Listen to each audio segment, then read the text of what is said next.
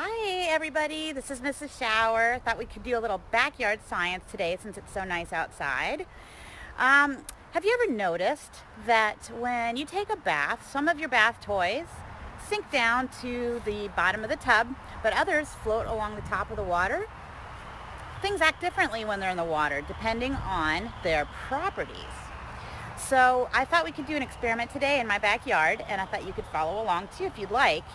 You might be able to collect some things from around your house and get a tub of water and find out for yourself what things in your house might sink or might float. So let's do some science. So this is going to be fun. We have lots of different items made of different materials, and I'm curious to know whether they float. So we'll start with some toys. You might recognize that. Got that for my son's room.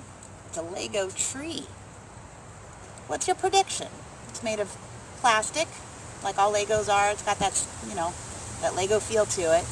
Do you think that the Lego tree is going to sink or float? What's your prediction?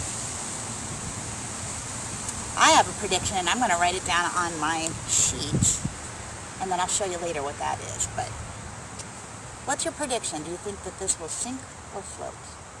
Let's find out.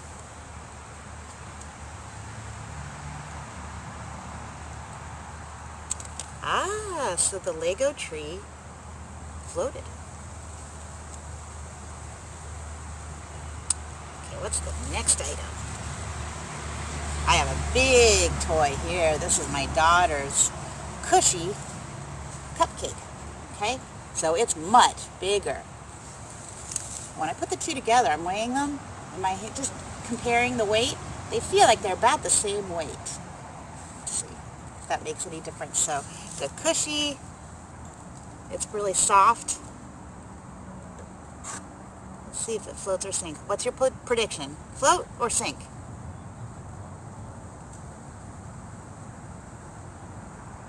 Looks like it's a floater.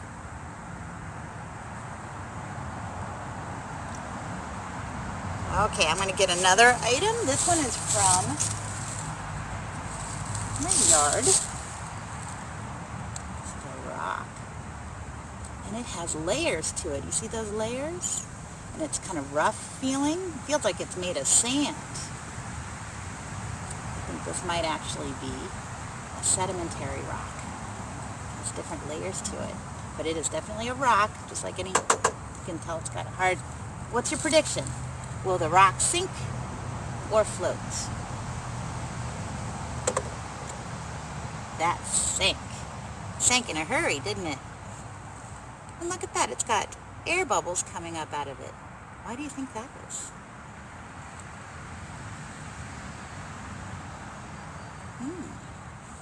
Okay, so the rock sank. It's so much smaller than the cupcake was. Why do you think that the rock sank and it's smaller while the cupcake, much bigger, floated?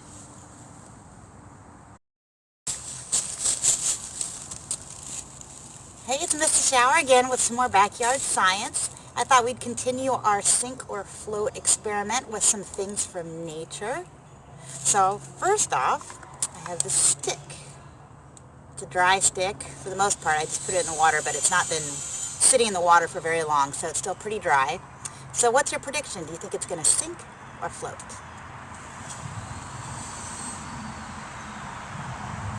Okay, so the stick floats. Now I have a couple of rocks. There you go.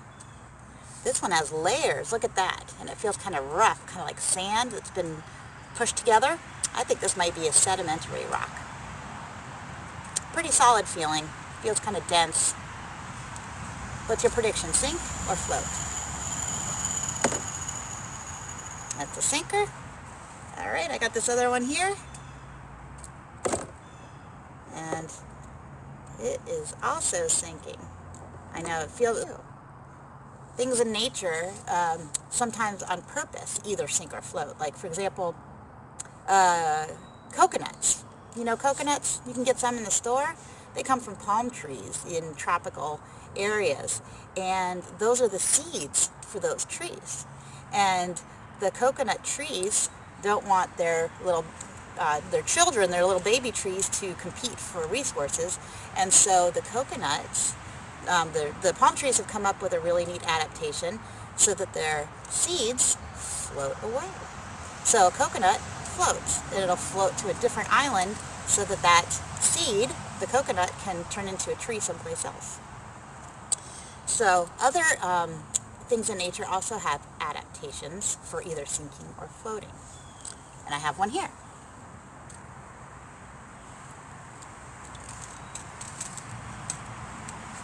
So this is a little red-eared slider.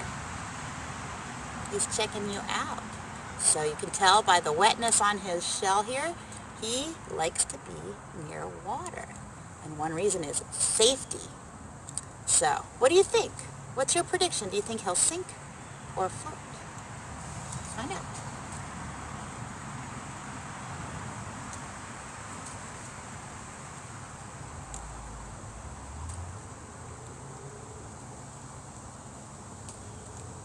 Well, he sank right down to the bottom.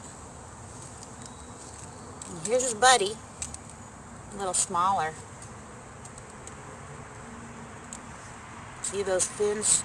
They're adapted for being in the water for sure. They like swimming. Not fins, but webbed feet, I should say. Oh, look at that. So they both sank right down to the bottom. Hopefully you can see them in here.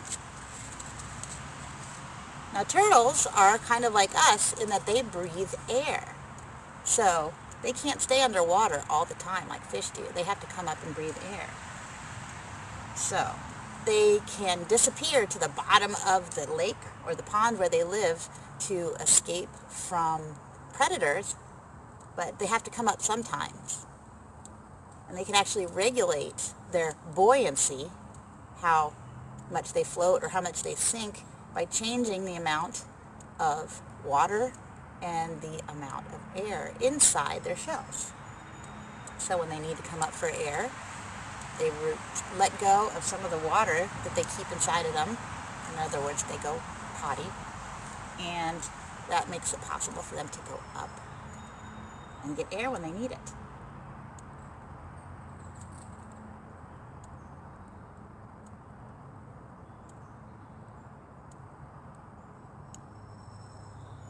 They feel much safer down in the water though, so they're taking their time to come up and get air.